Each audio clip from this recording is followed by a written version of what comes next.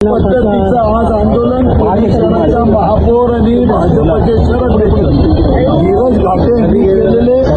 तुम्हाला आंदोलन करण्याची सुद्धा एक संस्कृतीने कायदा आणि नियम असतो, पण काँग्रेस पक्षाच्या कार्यालयात शिरून प्रक्षोभक भाषणं करणं, भाजपच्या कार्यकर्त्यांना प्रक्षोभकपणे चितवणी देऊन त्यांना दगडफेक करायला लावणं, आमच्या कार्यकर्त्याचं डोकं फुटलं, दुसऱ्या कार्यकर्त्या पाठवत टाके पडले आणि त्याहीपेक्षा पोलिसांनी त्यांना आमच्या कार्यालयापर्यंत येऊन दिलं आणि त्यांना पाहिजे तसं आंदोलन करून दिलं. म्हणून पोलिसांचं सुद्धा आम्ही त्याबद्दल तक्रार केलेली आहे. अशा पद्धतीने आजपर्यंत पोलिसांकडे परवानगी देत नाही.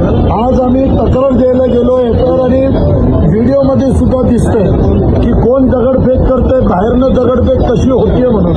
त्याच्यामध्ये धीरज घाटे आणि संविधानिक पद महापौरचं असताना महापौर उतरतात आणि चितवणी देतात, खांद्यावर बसून दगडफेक करतात. या सगळ्या गोष्टी निषेधार्थ आहे.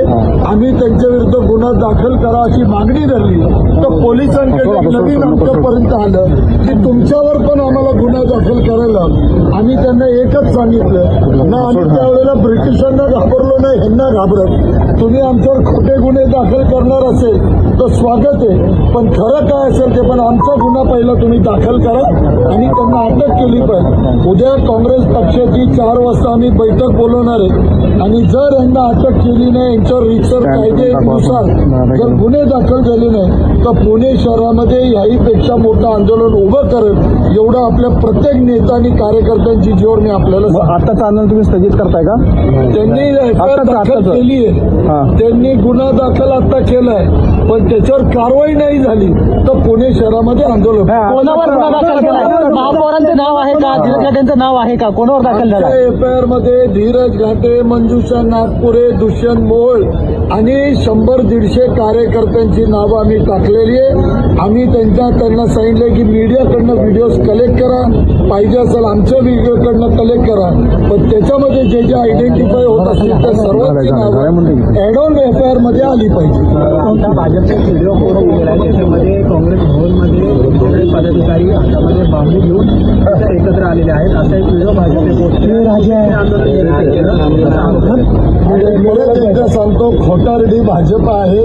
आम्ही तुम्हाला 100 व्हिडिओज दाखवतो, तुमच्या समोर मी व्हिडिओ आता दाखवलेला आहे. या व्हिडिओमध्ये त्यांचा कार्यकर्ता बाहेरनं दगडफेक करतोय आणि असे 50 आहेत. त्यांच्याच कार्यकर्त्यांनी यायचं आतमध्ये का? आमच्या कार्यालयापर्यंत पोलिसांनी येऊन कसं दिलं? आमच्या कार्यालयाच्या भिंतीवर चढून कसं दिलं? पोलिसांनी आम्हाला धक्काबुक्की केली कशी? जर आम्ही दगडफेक केलं तर त्यांच्या एकाही कार्यकर्त्याचं डोकं फुटलं नाही. एकाही आमच्या कार्यकर्त्याचे 5% पडले. भाजपच्या कार्यकर्त्याला एक मार तरी आहे का? एक ओळ तरी, एक खरोच तरी आहे का? काय खोटं बोलताय? एवढा तर नियम आमचा चुकीचा नाही ना.